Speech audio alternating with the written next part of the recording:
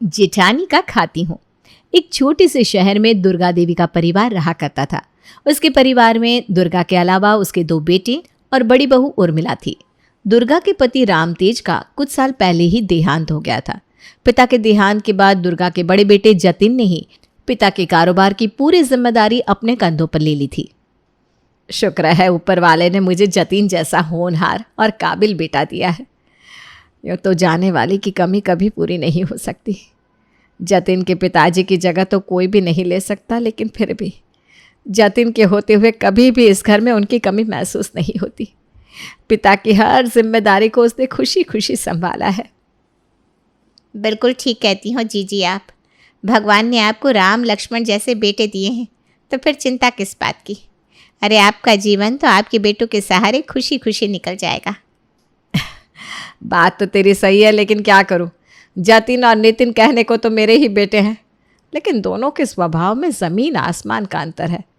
जतिन जितना समझदार है, नितिन उतना ही लापरवाह और गैर जिम्मेदार। अरे जीजी आप क्यों चिंता करती हो। ऐसा नहीं है कि नितिन को जिम्मेदारियां संभालनी नहीं आती या फिर वो गैर जिम्मेदार है। बात बस इतनी सी है कि जब तक पिता समान बड़े भाई का हाथ उसके सर पर है, उसकी मासूमियत और बचपन बरकरार है। आप चिंता मत करिए, वक्त सब सिखा देता है। समय आने पर वो भी अपने बड़े भाई की तरह आपका सहारा बनेगा। शायद तू ठीक कह रही है छोटी। मैं भी ना बेकार में ही चिंता किया करती हूँ, लेकिन क्या करूँ, माँ हूँ ना। दुनिया में 10 तरह की बातें देखने सुनने को मिलती है, चिंता तो हो ही जाती है। अरे चाची जी, मैं तो खुद माँ जी को यही समझाती हूँ कि समय आने पर भैया भी जिम्मेदार हो जाएंगे। अरे ऐसी भी कौन सी जल्दी है, जतिन सब कुछ संभाल तो रहा है ना। वैसे भी कौन सा नितिन को नौकरी मांगने के लिए कहीं भटकने की ज़रूरत है। अपने घर का व्यापार है, आज नहीं तो कल उन्हें भी अपने भाई के साथ व्यापार ही तो संभालना है। कोई बात नहीं, तब तक हम लोग सब संभाल लेंगे। जीती रहे बेटा, तेरे जैसी बहू अगर हर घर में आ जाए ना, तो फिर इंसान को स्वर्ग पाने के लिए कुछ करने की ज़रूरत ही नहीं है। जीते जी घर स्वर्ग ही है। जा चाची जी के लिए 1 कप चाय बना कर ला। जी माँ जी, आप लोग बैठकर बातें करिए, मैं अभी आप दोनों के लिए चाय नाश्ते का इंतज़ाम करती हूँ। बहू उर्मिला के जाने के बाद, अरे जीजी इतनी अच्छी लक्ष्मी स्वरूप बहू है आपके घर में, फिर क्यों चिंता कर करके अपना खून जलाया करती हैं आप। बेटे बहू पर सब छोड़कर अब आप राम नाम में मन लगाइए। तू समझ नहीं रही है छोटी, बहू लक्ष्मी जैसी है, इसीलिए तो मुझे ज़्यादा डर लगता है।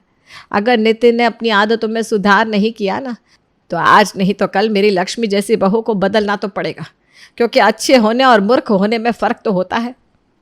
सास दुर्गा जब भी छोटे बेटे नितिन की चिंता करती, बड़ी बहू उन्हें आश्वासन देती कि समय आने पर सब ठीक हो जाएगा। धीरे धीरे समय बीत रहा था। एक दिन, देख रही है बहू, इस नितिन के साथ के लड़कों की कब की शादियां हो गई।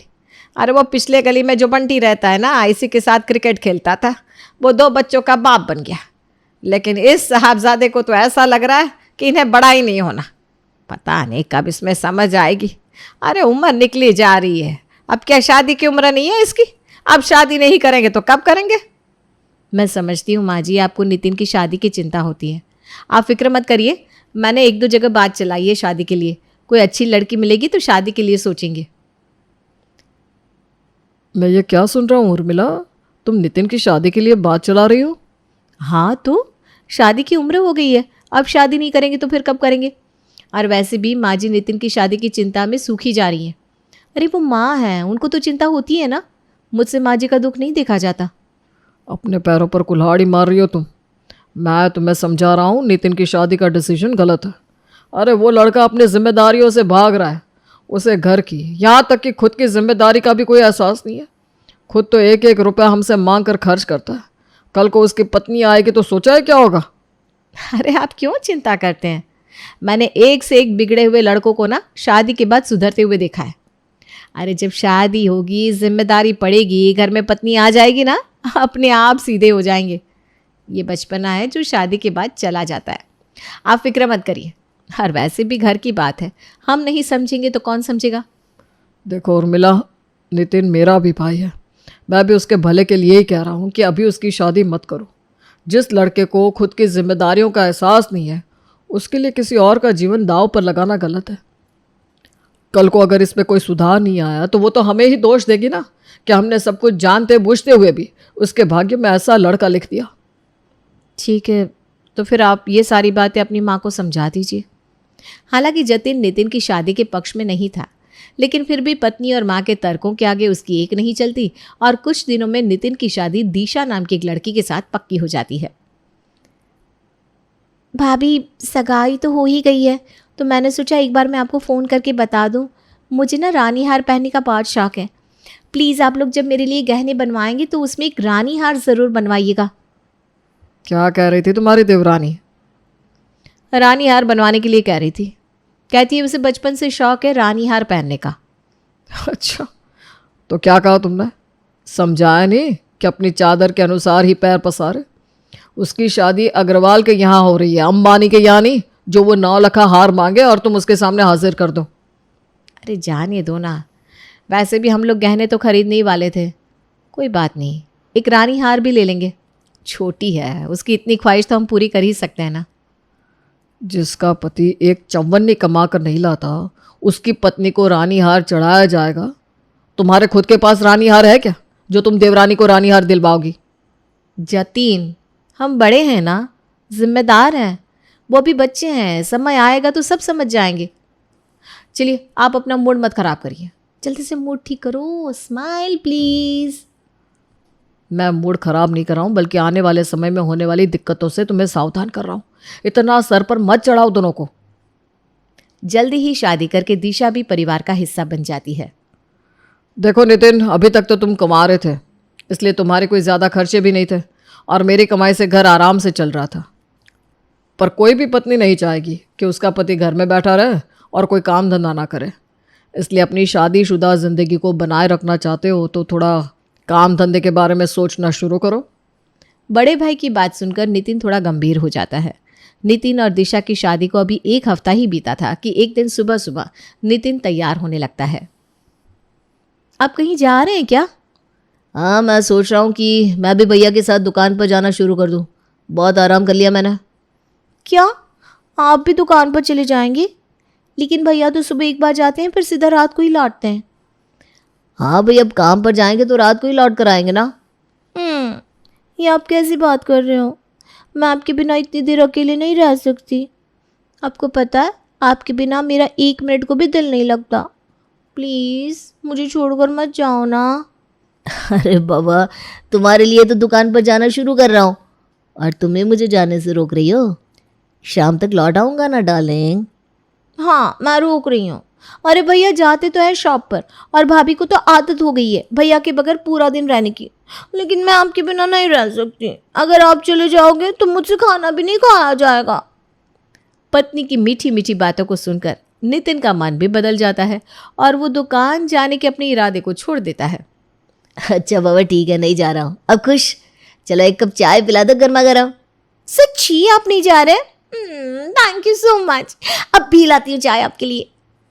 चाय पीने के बाद, नितिन मुझे थोड़ी सी शॉपिंग करवा दो ना। हम दोनों शॉपिंग पर चलते। पहले शॉपिंग करेंगे, फिर मूवी देखेंगे, फिर डिनर करने के बाद ही घर लौटेंगे। बताओ कैसा लगा मेरा प्लान? आइडिया तो तुम्हारा बहुत अच्छा है। अच्छा ठीक है, नाश्ता करके तैयार हो जाओ, उसके बाद चलते हैं। अरे बेटा, आज तो तू जतिन के साथ दुकान पर जाने वाला था ना। अभी थोड़ी देर पहले तो तैयार भी हो रहा था, फिर कपड़े कैसे चेंज कर लिए? तबीयत तो ठीक है ना बेटा? माँ, अभी 1 हफ्ते पहले ही तो शादी हुई है मेरी। अभी से क्या दुकान दुकान कर रही हो आप? अरे दुकान कहीं भागी थोड़ी ना जा रही है। अभी दिशा इस घर में नई नहीं है। अब उसे मैं ऐसे छोड़कर अकेले चला जाऊंगा तो बेचारी अनकंफर्टेबल हो जाएगी। थोड़े दिन की बात है, एक बार वो सबके साथ घर में कंफर्टेबल हो जाए, उसके बाद मैं दुकान का भी देख लूँगा। अभी तो मैं दिशा के साथ शॉपिंग पर जा रहा हूँ। इतना कहकर नितिन दिशा का हाथ थाम कर शॉपिंग के लिए निकल जाता है। जिम्मेदारी का कोई एहसास ही नहीं इस लड़के को। मैंने तो यही सोचकर इसकी शादी करवाई थी कि कल को पत्नी आएगी तो इसको सही गलत की समझ आ जाएगी। लेकिन मैं तो देख रही हूँ इसकी पत्नी इससे भी 4 कदम आगे है। पति ढेला कमा कर लाता नहीं और पत्नी के शौक है कि पूरे ही नहीं हो रहे। 2 हफ्ते हुए हैं शादी को और ये लड़की हर तीसरे दिन निकल जाती है शॉपिंग करने के लिए। ऐसा लग रहा है कि घर में रुपयों की नदी बह रही है, हाथ डालो और निकाल लो। दिशा की सास कुछ दिनों तक छोटी बहू को कुछ नहीं कहती, क्योंकि वो घर की सुख शांति को खराब नहीं करना चाहती थी। लेकिन अब सब कुछ उसके बर्दाश्त से बाहर होता जा रहा था। करवा चौथ आने वाला था और छोटी बहू रोज जिठानी से रुपए लेकर बाजार शॉपिंग करने निकल पड़ती थी। सुनिए ना, करवा चौथ का त्योहार है, मैं भी सोच रही थी एक साड़ी ले लूँ। अब चिंता मत करिए, मैं ज़्यादा महंगी साड़ी नहीं लूँगी, बस शगुन के लिए नया पहनना होता है ना, इसलिए कह रही हूँ, वरना साड़ियों की कोई कमी थोड़ी ना है मुझे। ये बात तुम मुझे बता रही हो या खुद को? अपने लिए एक ढंग की साड़ी भी नहीं ले पा रही हो और दिशा को पूरी दुल्हन की तरह सजाने के लिए सब नया सामान खरीदने के लिए पैसे थमा दिए तुमने। अरे भाई, क्या ज़रूरत है ये सब करने की? साफ बताओ ना, इतना पैसा नहीं है हमारे पास, आखिर मैं अकेले कितना खर्च कर पाऊंगा? उर्मिला अब जतिन की बातें सुन सुनकर परेशान हो चुकी थी, इसलिए बाजार से लौटने के बाद वो अपनी सास के पास जाती है। देखिए माँ जी, आज तक मैंने दिशा को कभी भी कुछ भी नहीं कहा। देवर जी को भी हमेशा अपने छोटे भाई की तरह समझा और उन दोनों की वक्त बेवक्त की हर ज़रूरत को पूरा किया। लेकिन अब नितिन को भी जिम्मेदारियों का थोड़ा एहसास होना चाहिए। आप खुद ही सोचिए ना, आखिर एक की कमाई से कैसे इतना बड़ा परिवार चल पाएगा? उसमें भी दिशा के खर्चे तो बढ़ते ही जा रहे हैं। वो रोज़ कुछ न कुछ नया खर्चा करती ही रहती है। अगर मैं कुछ कहूँगी तो उसे बुरा लगेगा। आप अपने तरीके से समझा दीजिए ना, ताकि घर में एक दूसरे के प्रति प्यार और सम्मान भी बना रहे और समस्या भी हल हो जाए। बड़ी बहू की बात सुनकर दुर्गा देवी चिंता में पड़ जाती है। आखिर जिस बात का मुझे डर था वही हो गया। आज तो बड़ी बहू ने प्यार से कहा है, कल को इसी बात पर घर में झगड़े होंगे। मैं क्या करूं कि जिससे बात मेरे हाथ से निकले बिना समस्या हल हो जाए? दुर्गा देवी छोटी बहू दिशा को अपने पास बुलाती है। देख छोटी बहू, तुम्हारी शादी को अब कई महीने बीत गए हैं। आखिर कब तक ऐसे ही चलता रहेगा कि जेठ जेठानी पैसा देंगे और तुम उनके दिए पैसों से अपना खर्च चलाओगी? अरे भाई, अब अपना खर्च खुद निकालना सीखो। और तुम्हें पता है, कल ही बड़ी बुआ का फ़ोन आया था, कह रही थी आखिर कब तक दिशा और नितिन जेठानी का खाते रहेंगे, अपना हाथ पैर चलाना कब सीखेंगे ये लोग? सास की बात सुनकर दिशा को बहुत बुरा लगता है। अरे खाती हूँ तो अपनी जेठानी का खाती हूँ, किसी की सेहत पर क्या फ़र्क पड़ रहा है? और भाभी ने तो आज तक कभी कुछ नहीं कहा। उन्होंने तो मुझे कभी किसी चीज़ के लिए मना नहीं किया। पता नहीं ये बाहर वालों के सीने पर सांप क्यों लौट रहा है। सास को तो दिशा ने जवाब दे दिया, लेकिन अभी भी उसके कलेजे को ठंडक नहीं पड़ी थी, इसलिए वो सीधा बुआ जी को फ़ोन लगा देती है। क्यों बुआ जी, आपको हमारे घर के मैटर में बोलने की क्या ज़रूरत है? अगर मैं अपनी जेठानी का खाती भी हूँ तो उससे आपको क्या समस्या है? अरे बेटा, ये किस तरह से बात कर रही हो तुम मेरे साथ? और मैंने कब तुम्हारे घर के मैटर में टांग अड़ाई? भाई, हम तो बिना बुलाए ना किसी के घर जाते हैं, ना किसी के मामले में टांग अड़ाते हैं। तुमसे किसने कह दिया कि मैंने तुम्हारे बारे में ये सारी बातें कही हैं? अब झूठ बोलने का कोई फ़ायदा नहीं है बुआ जी। माँ जी ने मुझे सब कुछ बता दिया है कि आप रिश्तेदारी में बैठकर पंचायत करती घूमती हैं कि मैं अपनी जेठानी का खाती हूँ। अरे मैं तो सीना ठोक कर कह रही हूँ, हाँ खाती हूँ, अपनी जेठानी का खाती हूँ। आपको क्या तकलीफ है? दिशा के फ़ोन रखने के बाद। अरे ये क्या बात हुई? मैंने तो आज तक कभी कुछ भी नहीं कहा। भाभी ने मुझे बदनाम क्यों कर दिया? मैं अभी भाभी को छोड़ने वालों में से नहीं हूँ। अभी खबर लेती हूँ भाभी की। बुआ जी तुरंत दुर्गा देवी के घर पहुंच जाती हैं। अरे भाभी, कौन से जन्म का बदला निकाला है आपने? ये कल की आई बहुरिया से खरी खोटी बातें सुनवा दी मुझे। आप ये बताइए, मैंने कब आपके घर की पंचायत में कुछ बोला? अरे आपकी बड़ी बहू इस निकम में नितिन को खिलाए, इसके 4 बच्चों को भी पाले, मेरी सेहत पर क्या असर पड़ रहा है? आपका परिवार है, आप संभालिए। जब खिलाने वाले को दिक्कत नहीं तो मैं होती कौन हूँ बीच में बोलने वाली? मुझे तो बस इस बात का जवाब चाहिए कि आपने मेरा नाम लेकर इस दिशा से क्या कहा? देखो नम्रता, तुम नाराज़ मत हो, बैठो तो सही, मैं तुम्हें सब बताती हूँ। बात यह है कि हम इस दिशा और नितिन के निकम्मेपन से तंग आ गए थे। अब हमारी बातों का तो इनके ऊपर कोई असर हो नहीं रहा था, तो मैंने सोचा शायद मैं रिश्तेदारों का नाम लेकर कहूँगी तो इन दोनों को कुछ शर्म आएगी। लेकिन यह तो एक नंबर के बेशर्म और बद दिमाग है। राम मिलाई जोड़ी है इन दोनों की। थोड़ी सी शर्म करने से गई, उल्टा आपके साथ फ़ोन करके मुंह जोरी कर रही है। सो अलग 100 बेशर्म मरे होंगे ना, तब ये दोनों नालायक पैदा हुए होंगे मेरे घर में।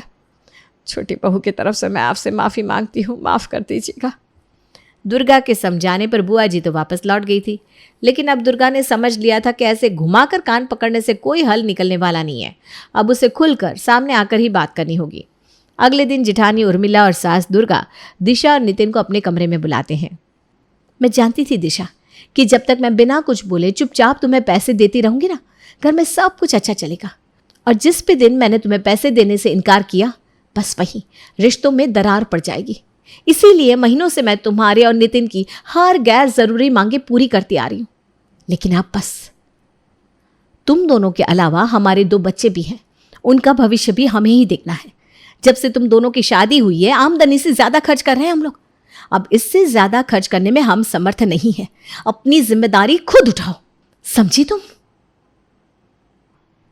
इतना कहकर उर्मिला अपने कमरे में चली जाती है। देख लिया, पड़ गई कलेजे को ठंडक।